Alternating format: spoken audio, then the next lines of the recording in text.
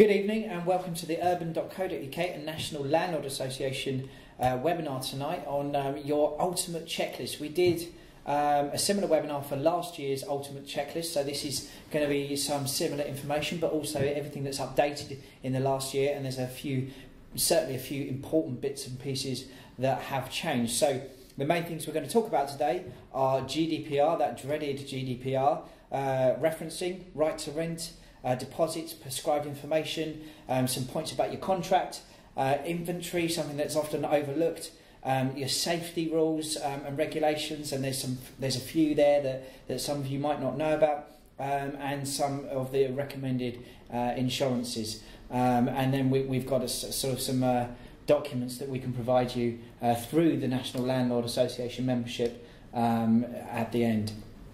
So, Polly, I'm here today with Polly, who is the head of the Landlord University and knows everything that there is to know. Polly? Good evening. So, Polly, I'm going to hand over to you for GDPR because you've been running up and down the country talking to landlords about GDPR, so you're the best place to go forward with that. Thanks for that.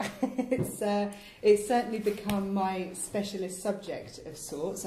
That's a bit of a dubious honour, I think, but it certainly is a specialist subject. And some of you may have joined myself before with various members of the NLA team and indeed Adam on webinars talking about GDPR. So I'm not going to go over too much detail because they are still all available in the NLA members archive, area, like. in the archive, the GDPR archive, and there's certainly a lot of information on there and a lot of useful documents that you're going to need, and they're all available on the Landlord University as well. So it's just a very quick overview on everybody's favourite four-letter term, GDPR, and what you're going to need to be covering as a landlord. So the most important thing really is to make sure that you've got all of your data in line. I'm sure most people have at this stage. It's been in for quite a while now, GDPR, so we're all heartily sick of it, I'm sure. So you've got your data in line and you've got your privacy policy ready to send out to any new tenants. I'm sure everybody listening tonight has already sent their privacy policies out to existing and previous tenants, but if you've got any new tenants, then you're going to be needing to send that out to them as well. The NLA have got a brilliant pro forma privacy policy on their website, so if you are a member, you can go into your membership area and it's ready for you just to download as you would a tenancy agreement, fill that document in, and then you can send that out to your tenants as soon as you start interacting with them. The sooner you can get that document out to them, the better. As soon as you start collecting their data to fill in contracts or do right to rent checks, anything like that, referencing, they do need to see a copy of your privacy policy. I deal with a lot of questions about GDPR when I'm doing the roadshows with the NLA or for Urban and for the Landlord University. And a lot of landlords question whether or not they need to comply with GDPR. And unfortunately, that question is and will still remain to be yes. You are businesses, and your tenants are data subjects. They are your customers, so you are handling a huge amount of their data, and you do need to be complying with the regulations. Yeah. So, and here's the thing: the ICO, which is the Information Commissioner's Office, who regulates GDPR and enforces it. They see you as a business. You may not see yourselves as a business. A lot of landlords say to us, but I've only got one property. It doesn't matter. They see you as a business. They therefore see you as needing to register with the ICO. What is it, £35? It's £40. £40, and comply with GDPR. You're taking a lot of data from the tenant. You'll have a copy of their passport. You'll have their bank information, you'll have their personal details. You need to protect that data. Does the tenant need to protect your data? No, they don't, because they're the customer. Yeah. You are the business, and that is the way it is, unfortunately. It's frustrating, and there's a lot of people that when you register with the ICO, you do have to provide details of who is going to be the data processor, and that is of course you as the landlord, or if you have a business name, that's the name that you would provide. A lot of people are saying, well, my business is registered to my home address, so I'm going to have to provide that information to the ICO. I don't want that to be made available. It is a common problem, and it's an issue that's cropping up a lot, and landlords aren't alone in this. Anybody who runs a small business may have the same issue. there are ways around that. You can register a PO box, you can register your solicitor's details if they're happy for you to do so, your accountants. But unfortunately, Adam is quite correct, you do have to register with the ICO as well in order to comply with the regulations. It's very simple, you can do it online, you can pay by direct debit, so the £40 comes out of your account every year to make sure you're completely compliant. And it's another box ticked just to say that you've done it and you're ready to go. Yeah, and register with the ICO, do your privacy policy. Very unlikely, even if there is an issue, even if there's an issue where you're in the wrong, you do those couple of things, the ICO is going to be very lenient on you because they're going to see that you've tried to do the best you can do, and if something goes wrong, then they'll probably just work with you to put it right in the unlikely event that it gets as far as them. And there'd be very little repercussions because you've tried to do your best under GDPR, which is what the commissioner herself actually said. We're looking for people just to be trying to do their best, and we'll work with them to do that if there's any problems. Right, enough about GDPR, I think. Phew. Okay. Full details on it are available on the GDPR specific webinars, but we could talk about it all night if given half a chance. So do check out those webinars if you've got any specific questions or queries, or pop us over an email and we can help out. Okay, so let's move on to referencing. A really important step of the process, which is sometimes overlooked by some landlords or not taken seriously enough by some landlords. So let's talk about each of the points of referencing. I think first of all, it's important to just talk to your tenants to get a good feel of whether you want them to look after your property. I mean, this is your. I think all too often landlords don't take seriously enough that this tenant is becoming a custodian of your property. Your bricks and mortar could be worth 200, 300, 400,000 pounds or even more. I often say people wouldn't let someone borrow their car, but they let anyone into their property. So talk to them, ask them about. I always start by saying, look, I'm going to reference you. I'm going to do a credit check. I'm going to ask your previous landlord. I'm going to talk to your employer. Is there anything I should know?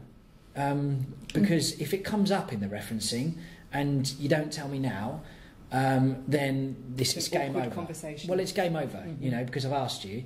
If there's an issue, then we can work with it. We'll see now if we can work with it. If we can't, then we won't waste each other's time. So I think having that initial conversation is really important. I think building that relationship right at the start is really useful as well. I mean, you don't want to be seen. Landlords get a bad rep. There's no two ways about it. And if you can help dispel that myth of the scary landlord, the negative view of the landlord right at the start by building that relationship and by having that open correspondence with your tenant and letting them know what's going on and why it's going on and why you have to do it. It's for their benefit really as much as yours, because a lot of people don't necessarily realise the affordability requirements of referencing, and if you're able to explain to them this is what the referencing company will require from you, this is what they need to see, it's not necessarily something that is as cut and dried as they necessarily realised. Yeah, and actually what I find is when you talk to tenants, introduce yourself and say, tell them a little bit of stuff about yourself and how you run. They're actually quite surprised because they have this stereotypical view of a landlord, which is yeah, exactly, which is wrong in most cases. So actually, they're usually quite surprised and quite open, and getting to know them as a customer will set you up for a good tenancy. So most. We believe you should use a referencing provider to do your referencing, because generally you use a good provider and they will be better at finding out the information, and they have procedures. For instance, like a good referencing company won't rely on the details a tenant gives them to contact an employer. what they will do is they will Google the employer or find the employer's address and a switchboard number and go through the switchboard to carry out the reference, not perhaps the mobile number of the person in HR, because that could be set up to, for a specific person to give a specific reference. So they're good at finding out actual information rather than potentially sometimes the information the tenant wants you to find out. So use a decent referencing provider. They're going to do credit and financial checks. They're going to go to the employer to verify income. Now, this could be more complicated sometimes, because if it's self-employed or they're new to the company, then they're going to want to see a contract. Or if self-employed, they're going to want to go to an accountant and see previous tax returns to prove income. Might even want to see some savings. If that income can't be proved, they might want a guarantor as well. And they're going to go to a previous landlord to get an idea of how they treated the last property. Not just if they paid the rent, obviously that's important, but also if they respected the property. I think the previous landlord check is probably one of the most important elements, to be honest. I mean, you can change jobs, you can lose a job. That could happen to anybody. But the way you're going to behave within a property is likely to remain fairly consistent. If you aren't necessarily somebody who's going to respect a property or behave well to neighbours, that's possibly something, a behavioural trait that's going to carry through. You could lose your job tomorrow. It's possibly something that is important to consider, as well as employment status. A lot of referencing providers will not ask for bank statements. It's a good idea for you as an additional check to ask for bank statements. It tells you a lot about how the tenant runs their life.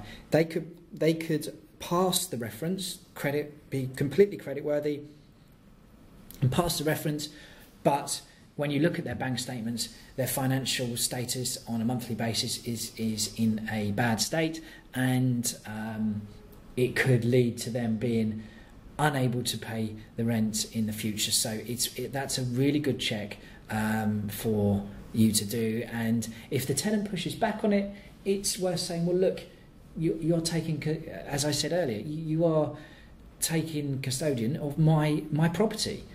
So I need to do these checks on you because it's very important to me.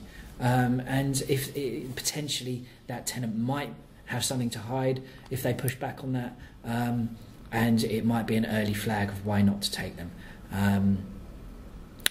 On affordability, we usually go for 30 times the monthly rent. So you'd expect someone who is renting a property for £1,000 per month to be on £30,000 a year, and that is what most referencing providers go for. It's probably worth having a chat about when you have your initial talk with the tenant, explaining that to them if you're going to use that calculation, because a lot of tenants find that quite surprising. They might think, well, I might take home £1,500 a month, the rent's £1,000, I know I can afford £1,000 out of my paycheck to pay the rent. I'm sure they would have taken into account the monthly bills as well, but it might leave them very little then to live their life, and that's when potentially the problems start. If the car breaks down, if anything goes wrong, that's when people do find themselves, not everybody by any stretch of the imagination, but people do potentially find themselves in trouble, and you don't want to see your tenant in that situation. So by explaining to them that figure, that 30 times the monthly rent against income, it does kind of give them an idea of the figures that you're working with. But as I said before, I think these checks are great and they're very important, and every landlord should do them.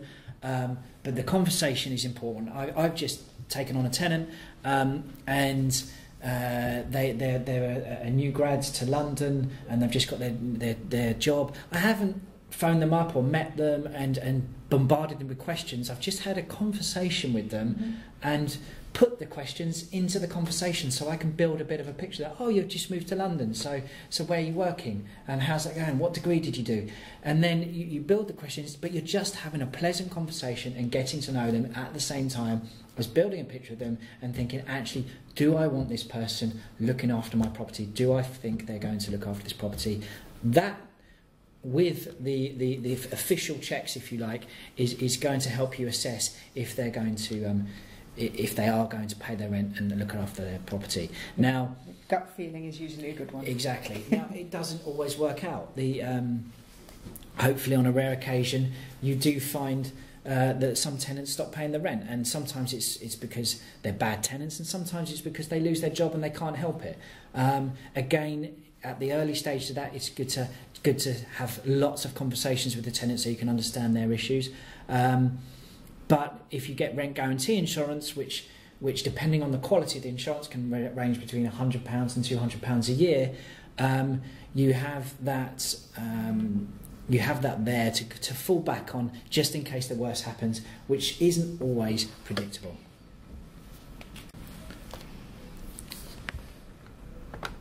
Okay, so let's move on to right to rent. So from, what was the date, Polly? It was the 1st of February 2016. Yep, I thought so. A landlord has to ensure that their tenants have the right to reside and rent in the UK. So we're customs officers now. Border control, yeah. Border control, yes, absolutely. So again, if you've got a UK or EU tenant, that's very easy. It's just a matter of taking passport ID and making sure you store it. And we'll the tenant has a passport. If they have a passport, but we'll take you through the points. If they're not, then it's a little bit more complicated. But there is a process to follow, and Polly's going to tell you that process. It's a very simple process with right to rent. So there's a couple of points that you do need to be aware of with right to rent. At the moment it's at the centre of a bit of a drama, to be honest. There's been some queries around whether or not certain tenants are being denied access to rental property in the UK because they're not UK or EU residents. And there's a bit of an uproar in Westminster at the moment about it. So it's actually being looked at by the government, by some quite senior people as to whether or not it's effective and being utilised properly, or whether it's actually putting a barrier between people getting access to the PRS and whether it's going to prove effective in the long run. So currently it is the law, and it is a required point that you must do, and failure to comply, there's a fairly hefty fine, and it can actually result in imprisonment if you continually fail to comply with right to rent checks. However, watch this space. Whether or not it will continue in its current guise is yet to be seen. So currently, you are required as a landlord to make sure that everyone over the age of 18 who's living in your property, whether they're named on the tenancy agreement or not, has undergone a right to rent check. And one of the important things to remember is you might have somebody who is 17 at the start of the tenancy but is going to turn 18 throughout the duration of the tenancy. At the point in which they turn 18, they need to be subject to a right to rent check, because they then are over the age of 18 and living in your property. So it's important at the beginning of a tenancy to get the ages of people that are living in your property, whether they are named on the tenancy agreement or not. So what you then need to do is get an idea of who's going to be living there, and meet these people. Meet your tenants face to face. It has to be a face to face check. Skype or FaceTime isn't good enough at this point. There are times when you can get around that, but I'll go into those. So you meet your tenant face to face, and ask to see original copies of their identification documents. A passport is the ideal option at this point. That is the document that you can see and tick the box. There are other options if your tenants don't have passports. If they're UK residents and they've not got a passport, as some people haven't, there are other suitable documents that you can use, but you have to use a combination of two documents.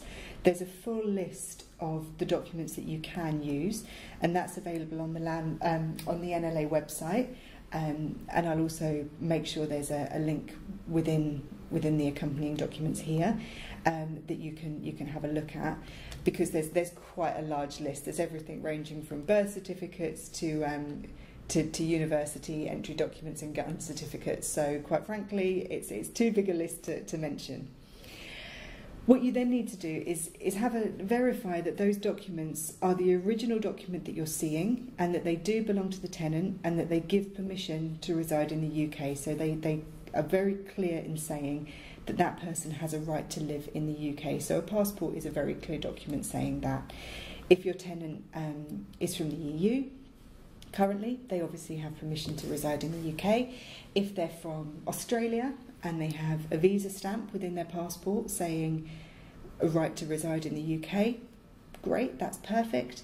It may be a visa stamp that has a date on it, in which case you need to make a note of that and make sure that you're able to keep a note of that document. You then need to take a copy of that document. You can photocopy it or take a good quality photograph. However, you do obviously then need to be registered with the ICO from a GDPR point of view to make sure that you're able to do this, because you then need to store that document. You need to store it for the entire duration of the tenancy and then for 12 months afterwards. So you're holding quite detailed data. If you're holding a copy of someone's passport, that's quite detailed data on them. And obviously you'll all be registered with the ICO by now, so you're perfectly able to do that. If your tenant has got a time limit on their stay, so they've travelled from Australia and they've got a 12-month time limit, you then need to be doing a follow-up check when that time limit expires. So you need to make a note of the time limit to check that they're able to reside past the visa, they've had an extension of their visa. If they can't, you'll need to be informing the Home Office, and there's a landlord-specific link within the Home Office website for doing so. If you come across a tenant who doesn't have the right documents or doesn't have the right to reside in the UK, there again is a way to notify the Home Office, and you are required to do so.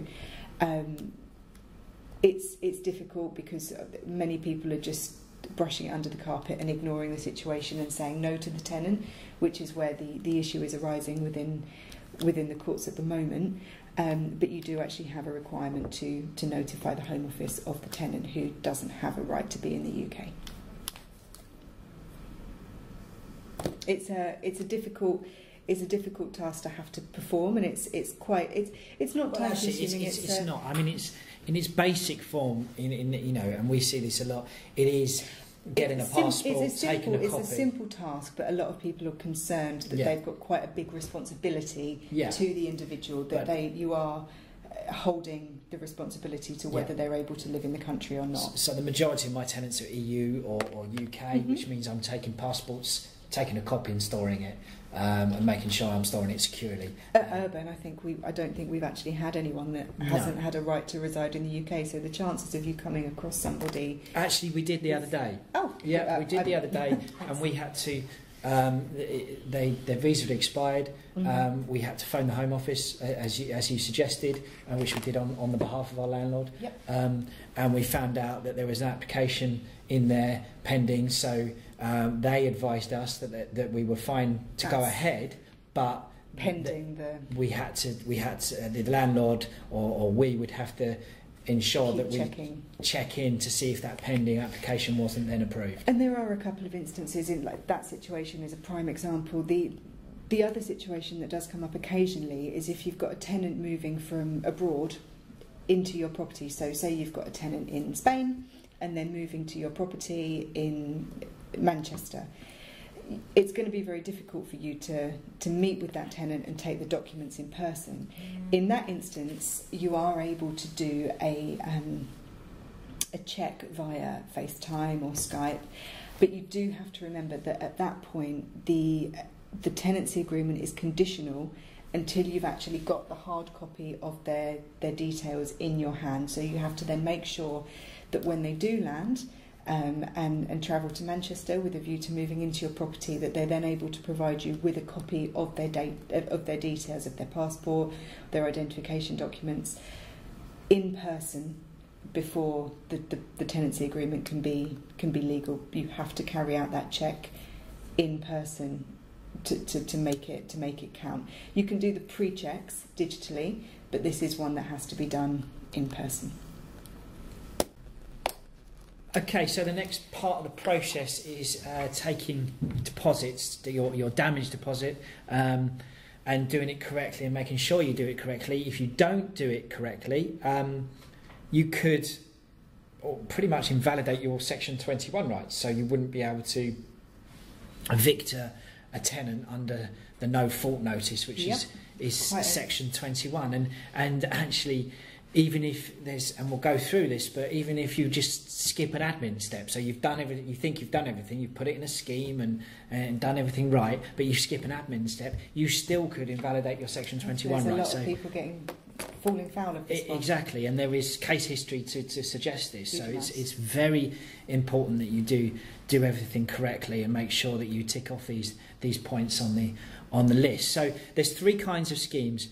There is the custodial scheme, where you take the money and you actually give it over to the scheme. There's an insurance-based scheme where you get to hold the money yourself, but you have to pay a fee to the scheme, and there's kind of an insurance base, and you're saying that the scheme will deal with any disputes. A lot of landlords like that because they feel more control because they're holding the money, but the reality is that it's not your money, but if there's a dispute, say it's £1,000 and there's 500 due back and £500 that's disputed, the scheme says, well, you've got to give the £500 back and you've got to give us the 500 disputed amount so that we can adjudicate what to do with it. So actually it doesn't give you any more control over disputes than a custodial scheme would. And then there's a third option, which we're seeing more and more of, which is the zero deposit option. And there's lots of different companies that do this now. And this is where generally they make the tenant pay a fee of 1 week's rent. And this sits outside the fee ban. And there's been a lot of time spent with whether this sits outside the fee ban. And it does, because it's a choice of a service that the tenant decides to take. The tenant will pay, it's usually about 1 week's rent, which doesn't come out of you. It's a charge to the tenant, and for that, generally these schemes give you between 6 and 12 weeks cover of 6 and 12 weeks rent cover of a deposit, and they guarantee that if it's adjudicated that the tenant has done 12 weeks rent's worth of damage, that they will pay that money straight across to you. They will chase the tenant for it, and you don't have to worry about it. And the tenants like it because they don't have to fork out as much money, although they do have to pay a little bit of non-refundable money. And landlords like it because they know that if there is damage done to the property and it's proven damage, then the money's coming straight back to them. And generally, you get 12 weeks cover rather than 4 to 6, and 4 to 6 is going to become it's becoming more and more popular, that option, with the fee ban coming in. Exactly, yeah. So there's lots of schemes. I'm sure the NLA have someone that you can talk to about that, but we certainly have a partner where we can do that scheme as well. And as I said, landlords like it and tenants like it, so it's a good option to give. So Polly, what do you have to do?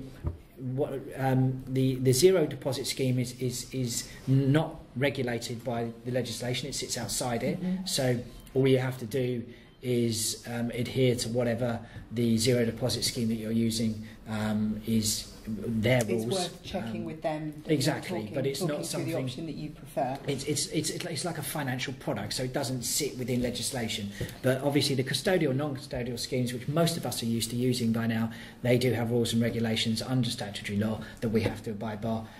And Polly, what are they? The key bit to remember with deposits is prescribed information.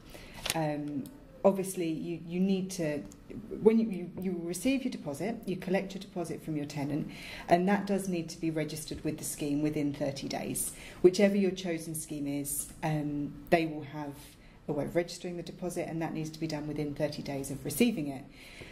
Once it's registered, you will receive some information from the scheme, which forms part of the prescribed information, and that is the really key data that you need to provide to the person who has provided the deposit. And I'm not going to say tenant in this instance because the deposit doesn't always come from the tenant, and that's the key bit to remember with prescribed information, I think, because a lot of people just assume the prescribed information needs to be sent out to the tenant. That's not always the case. A lot of landlords at the moment will be welcoming students into their properties, and it's very rare that a student will actually provide their own deposit. Bank of mum and dad probably get involved quite heavily there, universities. Anybody who provides any deposit must receive prescribed information. So whether it comes from, if you've got tenants receiving universal credit or housing benefit, the council or the local authority may provide some of the deposit. If you've got parents, if you've got businesses, if you've got a business let, if you've got a corporate let, they may be providing some of the deposit. If it's the tenant themselves, whoever it is that passes any money over to you for the deposit, they need to receive that information as well. And the prescribed information, it's very simple. It's going to be information from your chosen scheme about where the deposit is being held and how it can be accessed, how it's registered and how it's returned. Information on deposit resolution and the receipts, as it were, the information that they need for returning the deposit, and that must be sent to everybody who is involved in the deposit, the giving of the deposit. So essentially you need to register it with the scheme and make sure you provide that prescribed information. Any doubts, every scheme is it's essentially the same but is slightly different. They all have their own have their own procedures. Whatever scheme you choose, ask them, what do I need to do to make my tenancy legally compliant with your scheme? They all have step-by-steps as well on the websites, and they'll provide you with the documents that you need and how to give those out as well. You're okay sending it out via email as well. It's not something that has to be served in person, so just sending prescribed information via email is absolutely fine. Just make sure you keep a record, and actually that's a theme through the whole of this, is your records. Keep good records of correspondence, serving the PI, prescribed information for the deposit. Make sure that if you ever had to prove that you've done something, that you can prove it. One of the things that we'll actually provide for you, and this will be available in your NLA account, is a checklist of everything we've spoken about tonight. So you'll be able to literally look down your checklist and tick off when you've done everything that you need to do. So when you start the procedure on a new property, you'll be able to say, yep, received deposit, tick. Provided tenant and anyone else with prescribed information, tick, and literally go through it and say, I've done that, I've done that, I've done that. So it's almost like a paper trail checklist to say that you've ticked every box that you need to legally let a property. Obviously every property is different. If you're letting an HMO, there'll be slightly different elements that you'll need to do. However, for the basic letting of a standard residential property under an AST, the checklist should help you along, just to make sure that you don't skip any of the vital steps that you need to. And one question we actually had today from a landlord, it's quite a simple one, but it is something that can trip you up, is that you need to do all this. You need to register with the scheme and provide the prescribed information within 30 days of receiving the money, not within 30 days of the start date of the tenancy. And that's actually a common mistake. It's with receiving the money. So if they've paid you 28 days before the start of the tenancy date, which is potentially can happen, you need to get that done before around the start date of the tenancy, not 30 days. Otherwise, you're not complying, and you could land yourself in a bad situation. And it's a good idea if you can, just as soon as it comes into your account, to move it over to the. It's not something you want to sort of put on the to-do list, really. It's because it's very easy to let things like that sort of thing. I've got 30 days to do it, and 30 days goes past really quickly, doesn't it? I remember some schemes, you send the money to them, and they can take 4 days to process it. So think about that as well. So just be organised with that. Okay, so we're going to talk a bit about contracts. Now, this isn't, we are not solicitors, so we're just going to give you some generic advice about what you should be thinking about when you're doing your tenancy contract.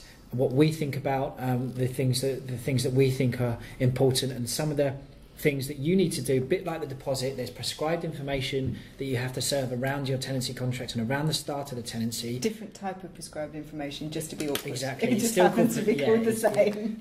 Again, if you don't do this correctly and you haven't done it, then you could invalidate your Section 21 rights, which none of us want to do. So here's a few pointers. Let's start with that, actually. Let's start about the prescribed information. So when you're doing your contract, you need to give, and you might as well do this as soon as possible. When you give your agreed a contract, tenancy, yeah. It's so you need to give the tenant your gas safety certificate, your energy performance certificate, and the latest version of the How to Rent booklet, and at the time of the tenancy. So you don't have to.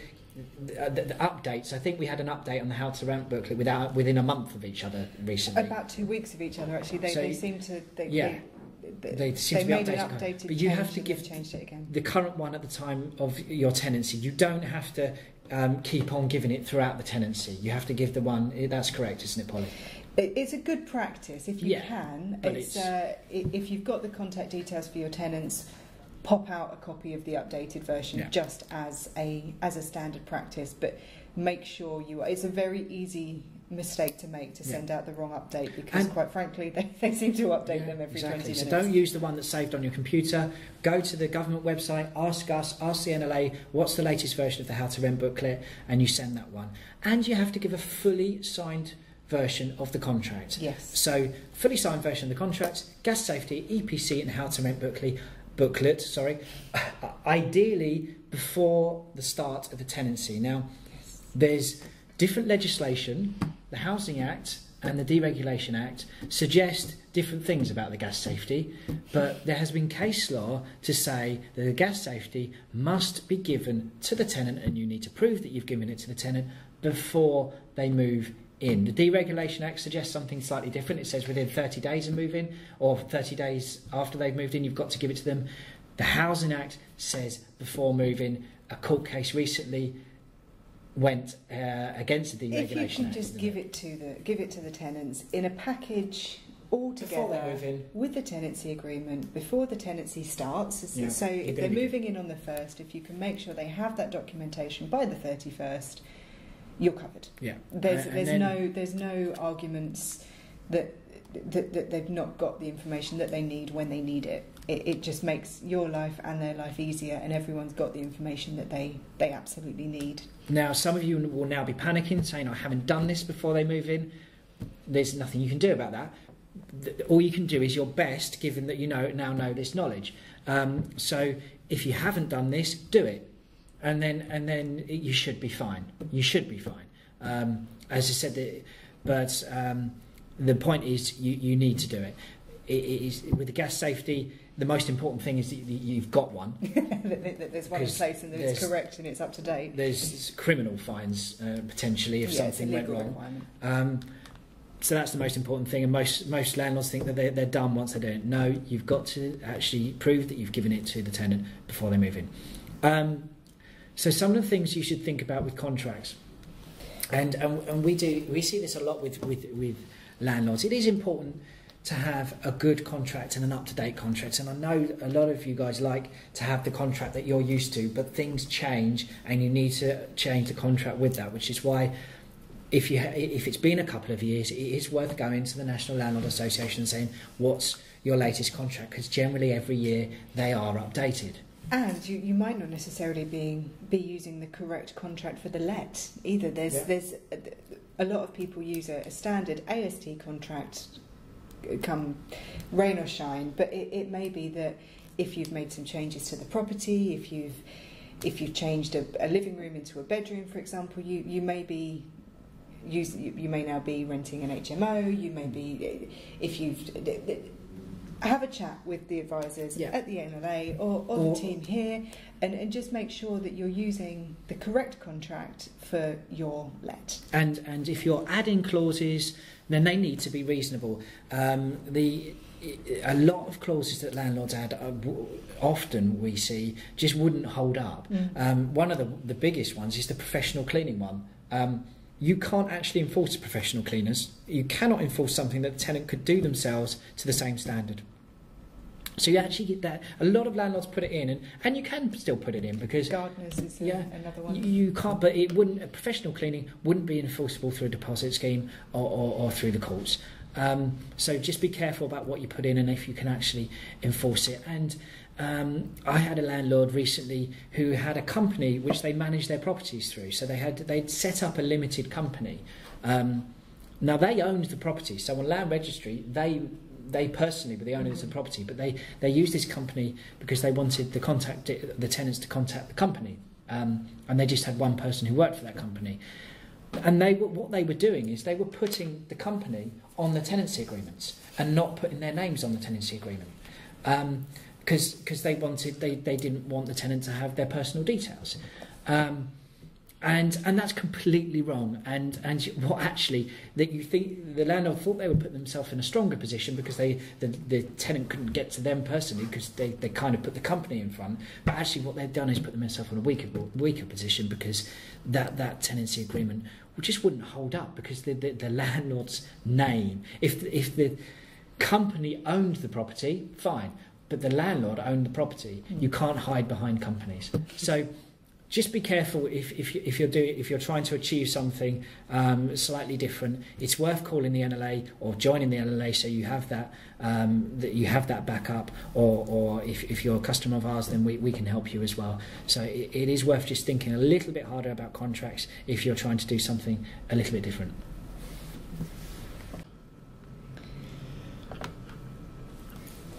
Okay, so inventories now. Not something that is a requirement, of course, but something that is overlooked by many landlords. And actually, in the early days of me being a landlord, it was certainly overlooked by myself as well. The thing is, and we talk to deposit schemes a lot, and we talked to the head of adjudication at My Deposits recently, and their take on inventories is it's one of the main reasons why landlords don't get in disputes, why adjudications go against the landlord, is there isn't enough evidence. And what you need to think about is the inventory is your evidence at the start of the tenancy. So at the start of the tenancy, you need to build evidence so that you have something at the end of the tenancy should there be any issues. If you don't have that evidence, if there's a wine stain on the carpet at the end of the tenancy that you know wasn't there, but you don't have evidence that it wasn't there, the tenant can just turn around and say, well, it was there when I moved in. You've not got a leg to stand on, really. And you've not got a document proving otherwise. And it will get found in the tenant's favour, unless they admit it, which if you're in dispute, they're not submitting it. The inventory ultimately is your document proving otherwise. Exactly. So you need a really good photographic inventory. It's no good that just be photos which aren't time and date stamped. Ideally, it needs to be done by a third party because that adds weight, and ideally, it needs to be signed off. I think by the signing tenant. off is the key element. Yeah. Even if it's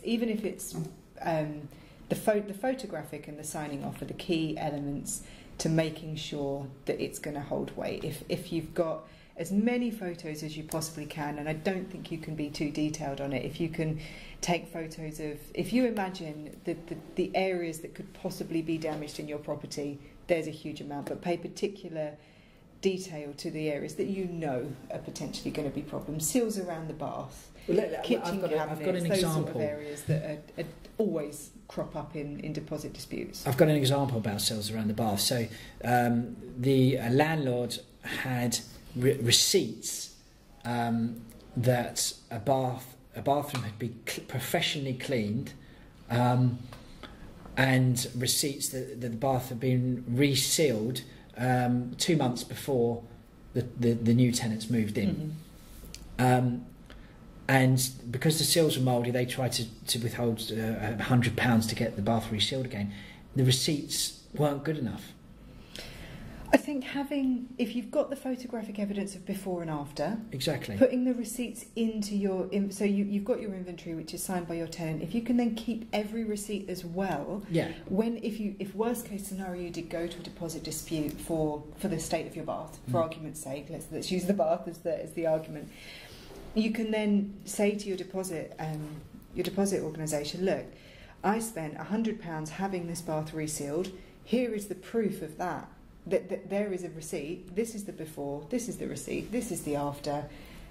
There's no argument there, really, is there? That's how much it costs. That's how much they will then be able to deduct to have it redone again, because they know categorically that's how much it costs to do. And your invoices and your receipts as detailed as possible, and get the companies to do it. So bathroom cleaned, perhaps not good enough. a bit more of a breakdown on what actually done. has been done is important. And don't forget to ask them to include the address of the property on the invoice. So, bathroom cleaned. Every house has got a bathroom. Yeah. It could be your house being cleaned. So do ask them to make sure that the address of the property that they're cleaning is on the invoice. It's all about the evidence, and it is unfortunately for you to prove. It's not for the tenant. As I said, they say it was like it when I moved in. It's not for them to prove it was like it when you moved in. It's for you to prove that it wasn't. Just a side note as well, a lot of people are looking at video inventories at the moment. Okay. I think the adjudicators still prefer photographs, because whilst a video is able to give you a much bigger overview of the property, do bear in mind that the adjudicators are then going to have to pause at the specific point to see the state of the carpet in the area that they need to see it. With a photograph, they've got a still. Yeah. With a video, they're going to have to create their own still, and there is a very high possibility that they're going to miss the exact moment that they need on a video. Okay, so we're also going to go through a safety checklist today. So we're actually going to do a safety webinar. Last time we did a safety webinar, it was a good hour and something long. It was a big one. It was incredibly popular, and I believe there's another one scheduled in for this year. But we could go on forever about safety, but we're going to go through some of the points, or the main points that, if you follow, you should be able to sleep at night, that you've done everything that you need to do to keep your tenants safe, and if anything further went wrong, then you can say that I've done everything I need to do. This is really just to include the key safety elements on your tick list. Yeah. You will have to go into more detail, and again, it does depend on the type of property you've got. If you've got a commercial property, there will be different elements. If you've got an HMO, there will be different elements again.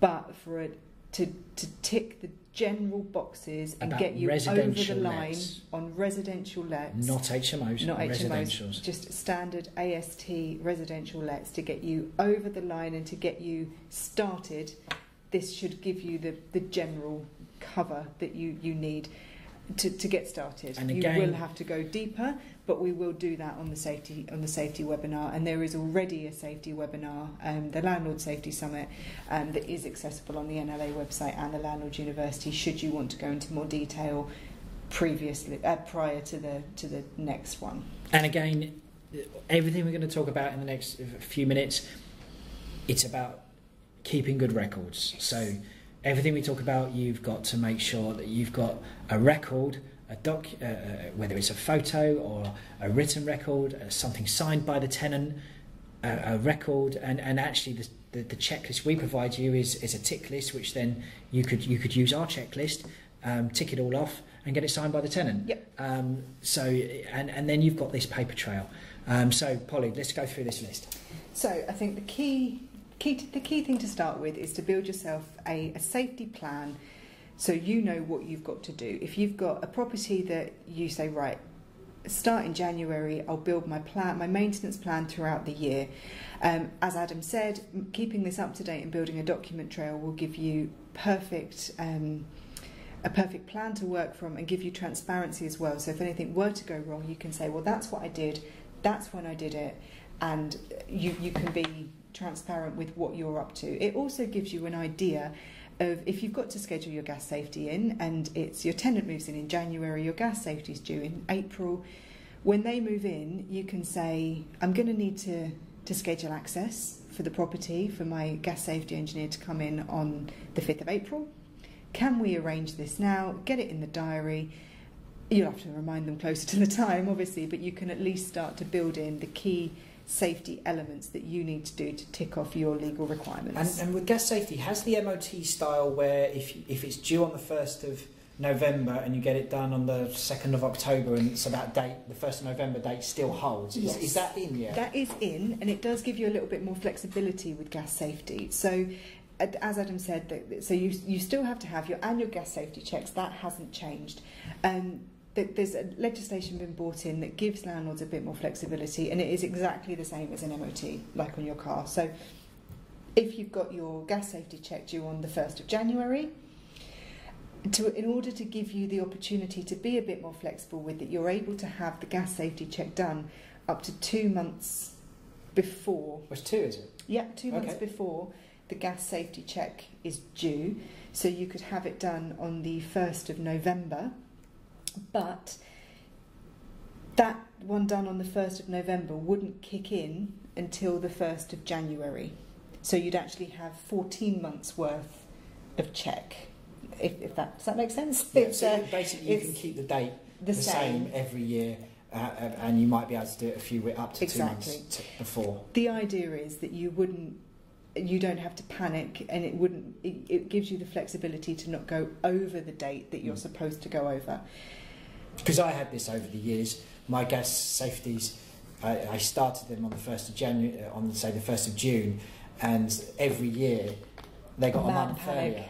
They got a month earlier. And you lose a month every time. Yeah, you lose a month every time. And this is what this is designed to do, that you won't lose any time in your gas safety certificate. However, if you can build your maintenance plan for sort of your annual maintenance plan, it should give you a bit of a view of what you're doing, and you should be able to hopefully schedule in with your gas safety engineer to get it as close to the date as possible. So you shouldn't be reliant on this as much, but obviously there's always issues around that. So if you can give yourself a bit of a flexibility on that one, it should mean that there shouldn't be any unfortunate slips where you're left without a gas safety certificate. And remember, the job's not done once it's done. You need to give your tenant a copy of the certificate. Absolutely. And you need to be able to prove that you've done that. Yeah, and so email again is a great way of doing that, because you then have your digital paper trail to show when you sent the copy of the certificate to the tenant.